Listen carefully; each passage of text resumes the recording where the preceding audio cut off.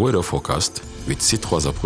Good morning, ladies and gentlemen. I'm so happy to have you for this edition of the weather forecast. As the national territory will rise in a cool morning, we'll have misty weather and foggy weather as well. I advise you to have your umbrellas and to cover yourselves because rainfall is likely to persist in some localities of the center, the south, the east, the western highlands and the coastline. We'll be having a maximum temperature of 41 degrees, that is in the far north region, and 36 degrees in the north region, 30 degrees expected in the southwest region of the country. For details, ladies and gentlemen, let's go first to the littoral region where showers are expected this morning in the whole region with thunderstorms. The same weather condition will prevail until the afternoon where Douala will be quite calm because it will be cloudy. Next, let's go to the east region where the sun will be at the zenith in Baturi and Yokadua. The rest will be cloudy with thunderstorms and rainfall until the afternoon. The whole region will have rainfall. Let's end now with the northwest region where showers are expected in the whole region except in Womb this morning. But in the afternoon, showers are expected in the whole region with thunderstorms. Do not forget to have your umbrellas and to cover yourselves. Ladies and gentlemen, with such weather condition, you can easily find cassava. Have a good day. God bless you. That was the weather forecast with C3 Production. Le Fonds mondial pour la nature organise ce mardi à Yaoundé à partir de 8 heures précises un atelier de clôture du projet Oil Palm Adaptive Landscape. Cette session de travail a pour objectif de présenter les résultats clés du projet, suivi d'un échange qui portera sur la meilleure méthode à adopter pour capitaliser ces acquis afin d'améliorer la chaîne de valeur de l'huile de palme au Cameroun. La chaîne des restaurateurs pour la promotion du patrimoine de la cuisine camerounaise tient, à partir de ce mardi, la première édition du Festival des saveurs du Cameroun et du monde. Précédemment connu sous l'appellation de la Nuit des restaurateurs, ce rendez-vous annuel des acteurs de la gastronomie camerounaise est placé sous le haut patronage du Premier ministre. L'événement accueille tous les amoureux de la cuisine au Palais des Congrès de Yaoundé. En sport, la mission conjointe de la CAF et de la FIFA poursuit sa visite de travail en terre camerounaise. Après la région du Nord, cap ce mardi sur la région de l'Ouest Cameroun. Les experts dépêchés par les deux instances visiteront tour à tour les infrastructures sportives de la ville de Bafoussam, les établissements hôteliers et hospitaliers.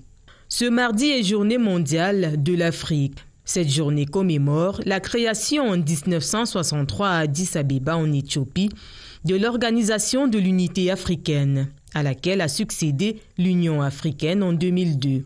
Cette journée permet de mettre en valeur le combat de l'Afrique pour la libération, l'émancipation, le développement et le progrès.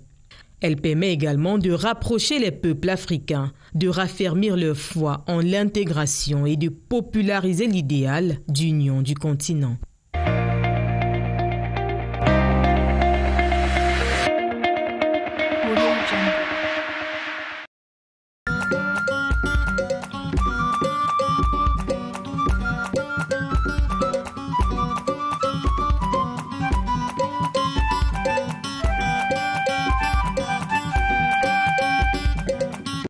Salut à tous, ravi de vous retrouver à ce rendez-vous de vos unes des quotidiens. Bienvenue à Tabloïd, mardi 25 mai 2021.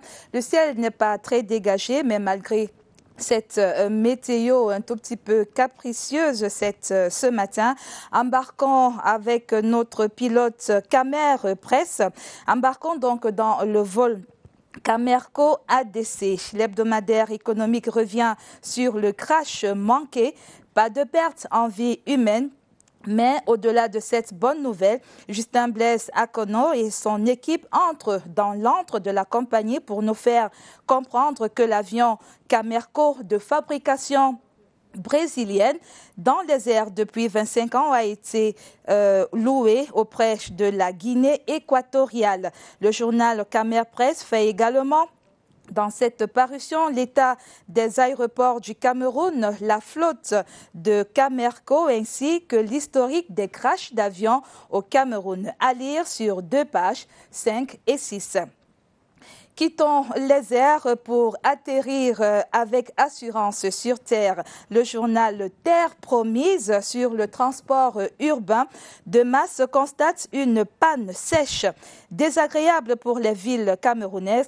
Yaoundé et Douala en particulier doivent résoudre ce problème parce que selon Terre Promise, les médias de transport artisanaux qui ont droit de citer ne permettent pas la mobilité humaine. Le secteur a besoin d'être structuré. Comment? Ébauche d'idées à retrouver dans les pages 5 et 6 du quotidien Terre Promise. Des idées, il y en a dans le littoral et Mutation ce matin en fait écho, le quotidien Mutation donc sur la pénétrante est de Douala. Le prophète Djouvori interdit la circulation des camions entre 7h et 21h sur une partie de l'axe, sauf que sur cette décision préfectorale, les opérateurs économiques expriment leur désaccord et redoutent une congestion du port de Douala. Mutation titre alors pénétrante est de Douala, l'arrêté de la discorde et invite à lire pages 6 et 7 les dessous de cette pomme de discorde en espérant que les deux parties vont très vite trouver une solution pour fluidifier le trafic routier sur cet axe et éviter ainsi les bouchons importants. Faisons un tour à l'hôpital général de Douala. Notre guide de ce côté-là est le journal, du moins le quotidien Éco-Santé.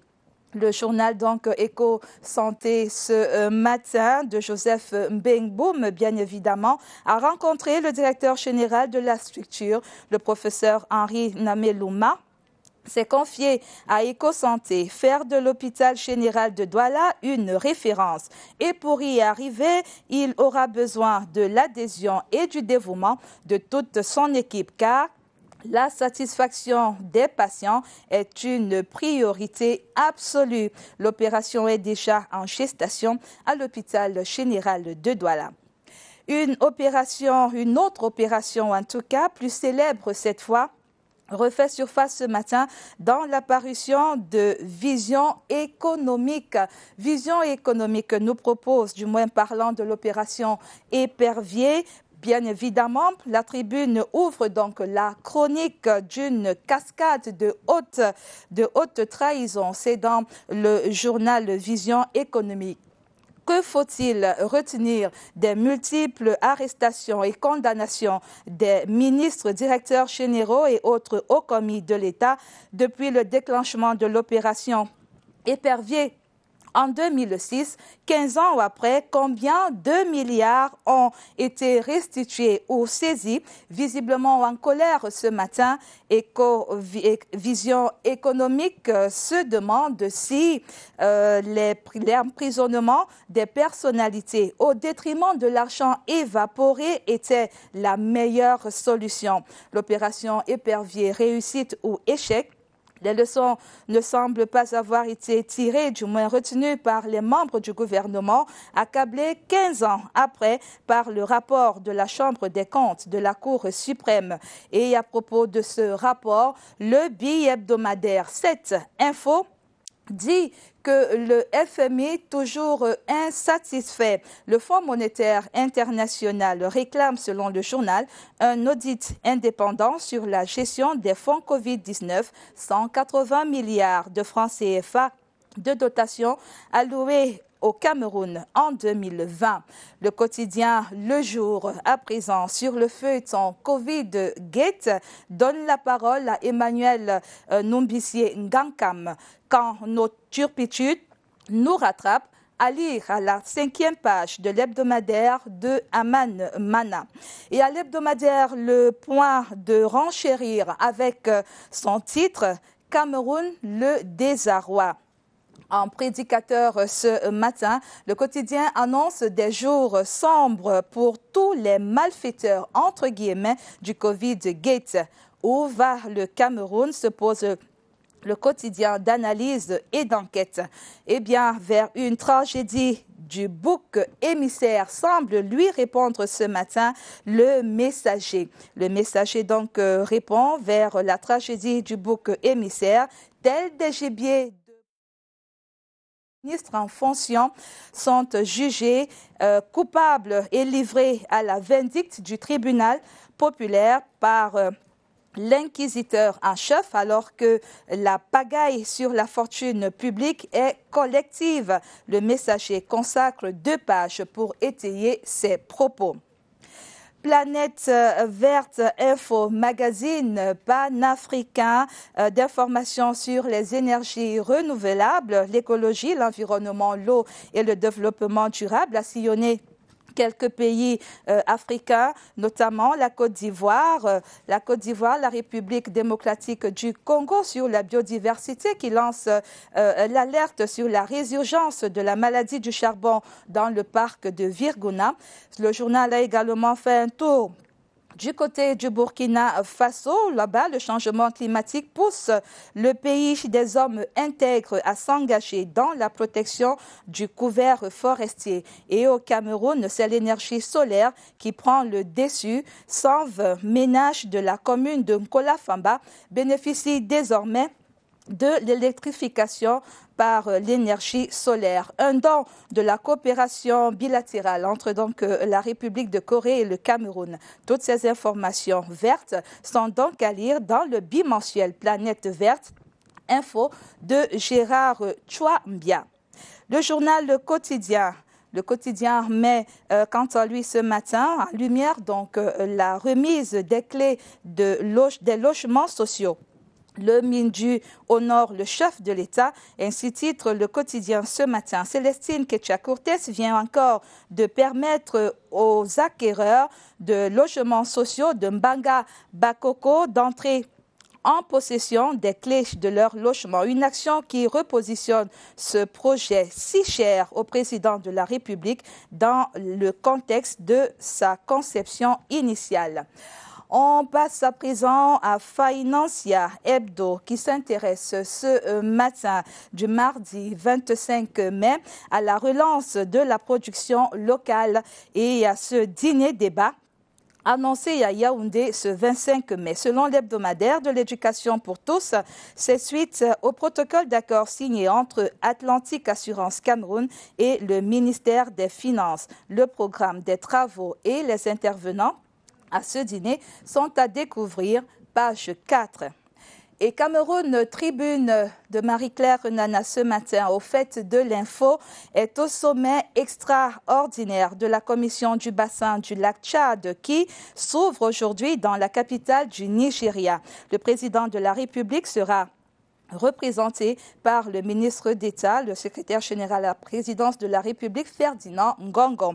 Cameroun Tribune toujours avec ce fait de société sur les usurpateurs de titres. 20 cas ont déjà été enregistrés par la police judiciaire en l'espace de quelques mois. Les escrocs donc se font passer pour des personnalités de la République et autres chefs d'entreprise pour arnaquer les plus faibles. Page 34-35 de la parution de ce 25 mai. Et sur un autre fait de société, à présent, intéressons-nous au quotidien de Guardian Post. De Guardian Post, donc, qui reste ce matin encore sur l'axe Bamenda-Babadjou et en appelle à l'intervention du chef de l'État. Biya, your second home, cutting off from rest of country. Un cri de détresse en images par ce bourbier impraticable. Voilà, en espérant donc avoir stimulé en vous ce matin l'envie de lire.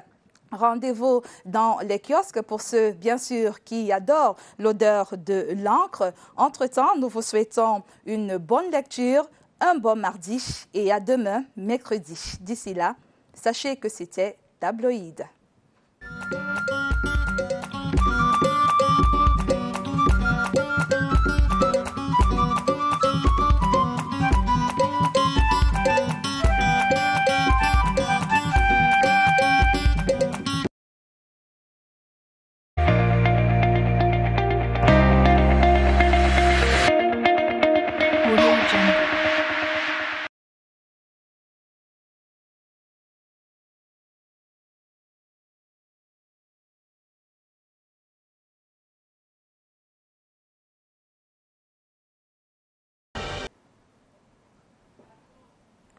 Good morning, viewers, and thank you for welcoming us in your homes. We are going to be talking economic pitch this morning, and we'll focus on the Douala Economic Forum that has just opened in Yaoundé, in Douala. Just to say that that forum is going to be focusing on the motorbike commercial sector, that's the transport sector in general in that part of the country, because experts are meeting to brainstorm and see what can be done to give Douala a facelift. That will be it for our economic news of the day. We are going to continue with the major economic event of the week that just ended.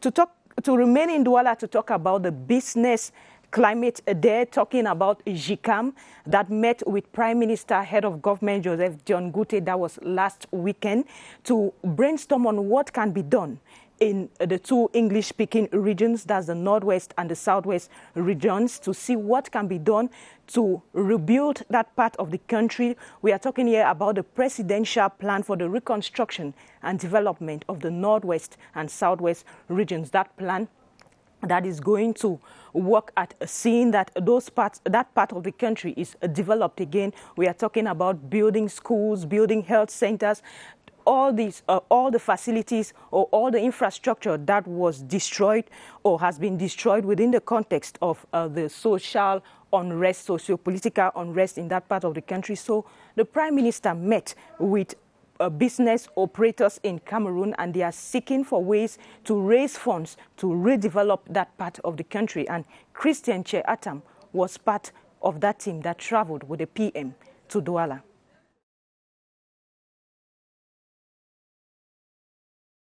The public and private sectors in Cameroon united for a common cause, that of relaunching the economies of the Northwest and Southwest, seriously disrupted by years of unrest. That was the essence of this conference, to present the presidential plan for the reconstruction and development of the Northwest and Southwest regions to the business community. Prime Minister Joseph Dion Gouté, chairing the session, recognized the huge possibilities which the private sector represent after contributing up to 40% to Cameroon's state budget in 2019. He pleaded that it is time for the private sector to channel that potential towards the reconstruction of the Northwest and Southwest by making heavy investments in the two units. Joseph Dion Gouté said every investment represents a source of hope for the population and the youth in particular. He reassured them that measures have been put in place to guarantee transparency for all business initiatives undertaken within the framework of the presidential plan. The president of the Employers Union, Celestin Tawamba, said the business community is willing to contribute to the presidential plan. While inviting members to adhere to the initiative, he said it is time for the daily count of the number of new investments to replace the daily count of the number of new victims in the Northwest and Southwest. He encouraged the government to continue looking for initiatives to secure lasting peace in the two regions. At the end of the session, some enterprises pledged support for the presidential plan. Brasserie du Cameroun promised to contribute 1 billion francs, while the Millers Association promised 200 million, and Total Cameroon promised to generate jobs in the two regions. We continue to talk about the presidential plan to reconstruct and develop the Northwest and Southwest regions, just to talk about what is being done by government to make sure that those who will be going to invest in these two regions are able to invest under favorable conditions so as to improve on the living conditions of the people who are living in this part of the region, who are their lives are already badly affected by this crisis. Some have lost their jobs, others are going around having nothing to do. Some have even left that part of the country to other parts of Cameroon. What is government really doing to make sure that that part of the country is reconstructed? They have done a lot as far as making the business climate favorable is concerned. We are talking about tax exonerations. Most of those who will be going to invest now in that part of the country may not pay taxes or will pay just very little. And Clarissa Retakan will be telling us what government is actually doing to make sure that all those who go to invest in that part of the country, as is being recommended by the head of state and by the Prime Minister, Head of Government, have every reason not to complain or do not think that they are going to work at a loss because of the crisis.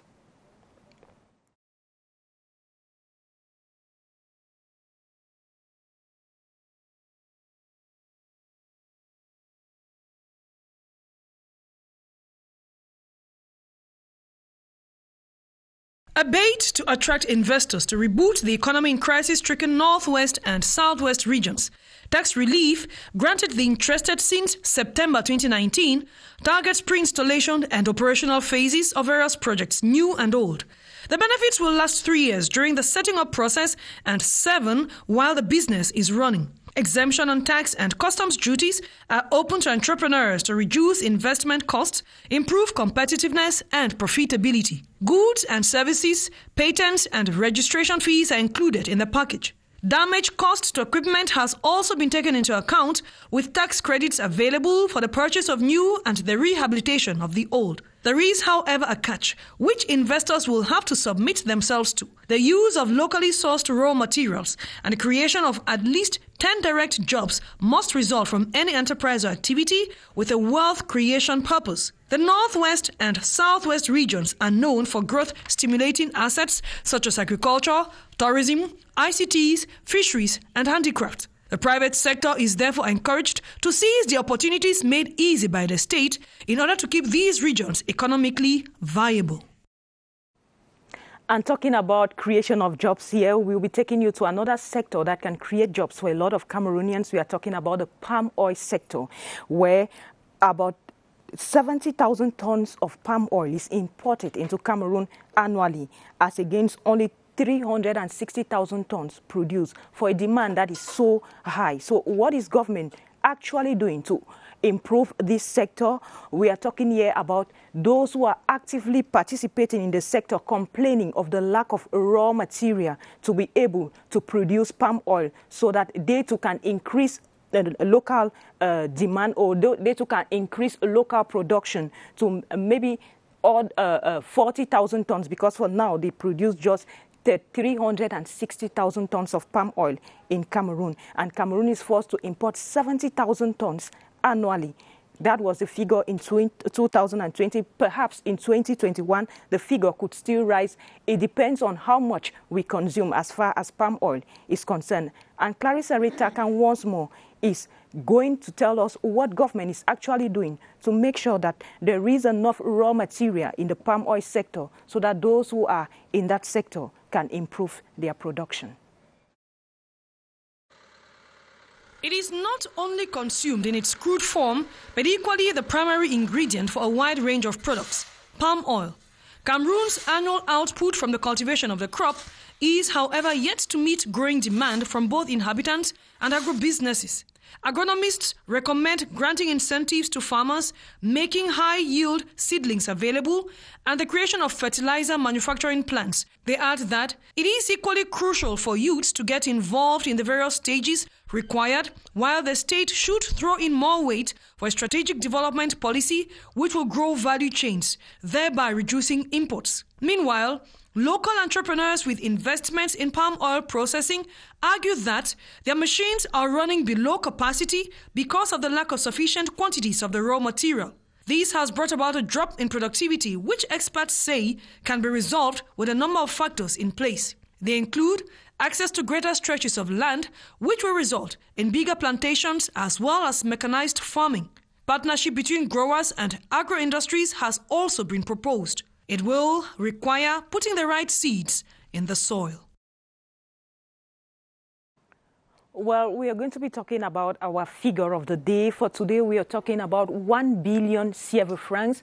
That's the amount what a brewery company in Cameroon will be injecting into the fundraiser launched by the Prime Minister for the reconstruction plan in the Northwest and Southwest region. So a brewery company in the country has injected 1 billion, or has pledged to support that plan with 1 billion CFA francs. That'll be it for our economic page today. Hopefully, we'll meet again next week. Bye-bye.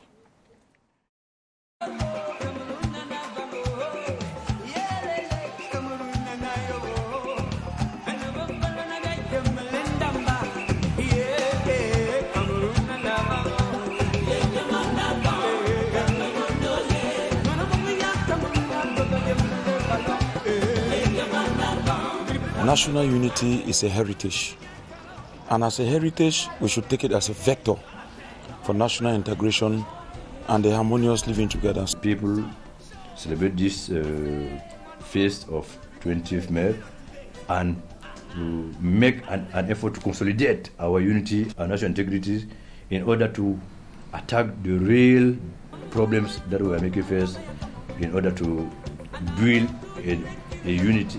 Well, le 20 mai, toujours, nous donne une opportunité de réfléchir la relation qu'on a eue avec notre frère pour célébrer notre être ensemble. Et ça nous donne aussi la possibilité, l'opportunité de voir que nous sommes une Cameroun indivisible, une Cameroun fort et unie.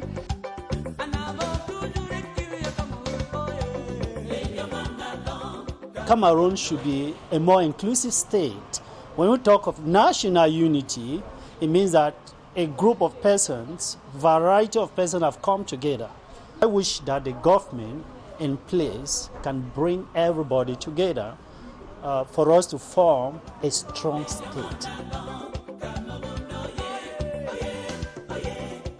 I want that if all those things come back to normal, so that we keep on living in peace like the previous years. Que le Cameroun retrouve cette joie d'antan, que le Cameroun revienne dans des meilleures disponibilités, dans des conditions meilleures pour tout le monde. Je ne prie qu'une seule chose, que le Cameroun soit toujours un et indivisible.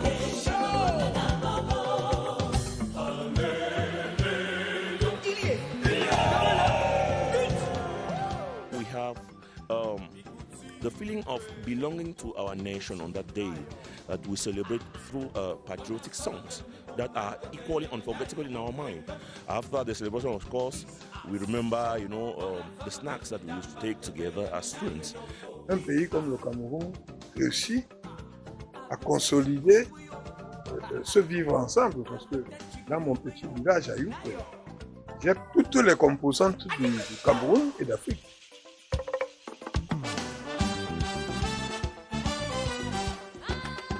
This year, national unity should be celebrated in a backdrop of peace, love, and a harmonious living together. Let us use the Feast of National Unity. Voilà, nous sommes de retour dans ce studio de CRTV. CRTV News Cameroun Delight se poursuit après la page écho que vous venez de suivre, présentée par Beatrice Ngoum. On va passer à une autre étape de la revue de presse en anglais, présentée par Rita Macan. Elle est avec nous dans ce studio. Bonjour Rita. Good morning, Cathy. Alors, ça ne se passe pas très bien sur la route Babadiou-Bamenda. Les populations ne savent plus à quel sens se vouer. Effectively, the populations of the Northwest region as well as elites have been decrying the deplorable state of the Bamenda-Babadiou road, and one of the newspapers is today once again talking about this road, which according to the paper will actually be cut off from the rest of the country if nothing is being done by the government in order to arrange this road. These and other interesting stories, Cathy, on today's edition of Tabloïd. En tout cas, on espère que cela sera dans le plan de reconstruction de la région du Nord-Ouest. La revue de presse, c'est dans une seconde.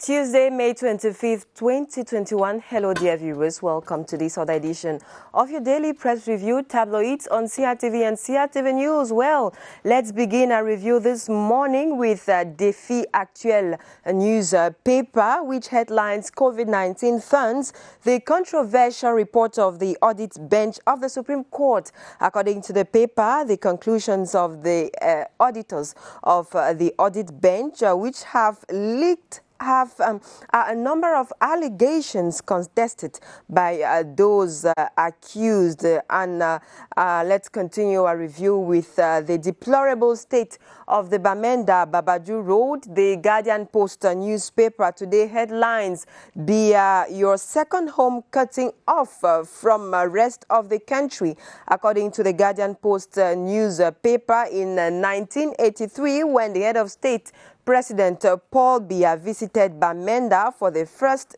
time. We are on the Guardian Post newspaper. The paper is actually telling us that in 1983, when the head of state President Paul Biya visited Bamenda for the first time to launch the Agric Show, he said he was pleased to be in Bamenda, declaring the Northwest Regional Capital as his second home. According to the Guardian Post newspaper, Bamenda risks being cut off from the rest of the country if nothing is being done to arrange the road. Read more on page 3 of today's edition of the Guardian Post newspaper. Security at the Lake Chad Basin. Cameroon Tribune talks about African solutions. According to the National Bilingual News Daily, the security situation in the Chad and the improvement of the multinational mixed force is at the center of the extraordinary summit of the Lake Chad Basin Commission, which opens today at the Nigerian capital, Abuja. The President of the Republic, His Excellency Paul Biya, will be represented there by the Minister of State, Secretary General of the Presidency of the Republic, Ferdinand Ngongo. Catch the stakes of this summit on page 5 of today's edition of Cameroon Tribune. Roman Catholic Church reporter Hebdo today says God lives in Olezwa in the company of the Minister Delegate at the Presidency in charge of Defense, Joseph Betia Somo, and the Director of Civil Engineering, Colonel Jackson Kamgen. The Metropolitan Archbishop of Yaoundé, His Lordship Jean Barga, presided over on May 22nd the ceremony of retrocession and consecration of the St. John the Baptist Church and its residential annex in Olezwa here in Yaoundé. On to transport. Camerco versus Cameroon Airport. PRESSE, a newspaper report on the missed crash. According to PRESSE, a newspaper, Camerco's plane produced in Brazil and on our air since 25 years now has been appreciated by Equatorial Guinea. The paper further says that the airports of Cameroon, better known by its French acronym ADC, owners of this landing infrastructure stayed quiet while the top management was in Yaoundé for a board meeting. PRESSE today also looks at the state of airports in Cameroon and reviews the number of plane crashes that the country has already witnessed. Terre Promis Hebdo on its part zooms on massive urban transport and says that this form of transport is no doubt one of the most important problems faced by Cameroonian towns like Yaoundé and Douala. The paper adds that local mode of transport that is available does not permit massive mobility. The sector according to the paper, has to be structured according to this edition of Terre Promise newspaper. Tribune d'Afrique newspaper informs us today that Gabriel Bairobe is at the heart of the Mount Mbapid project. The Minister of Agriculture and Rural Development was in the Noon Division West region to evaluate the level at which the second phase of the Mount Mbapid Rural Development Project is going on. The minister also presided over the 6th session of the steering committee of this important structure, which ensures agricultural revolution in Cameroon. Let's now talk health with Eco Santé newspaper, which headlines Professor Henry Nameluma says our vision is making the Douala General Hospital real reference Hospital, according to Eco Santé newspaper. The Director General of the Douala General Hospital has urged his staff to be more committed in their duty of satisfying the patients and doing their job conscientiously so as to make the Douala General Hospital a place where quality health care is provided. Professor Henry Nameluma was responding to in an exclusive interview conducted by our colleagues of Eco Santé. And that does it for today's edition of Tabloids. Thanks for watching. Stay tuned to CRTV and CRTV News.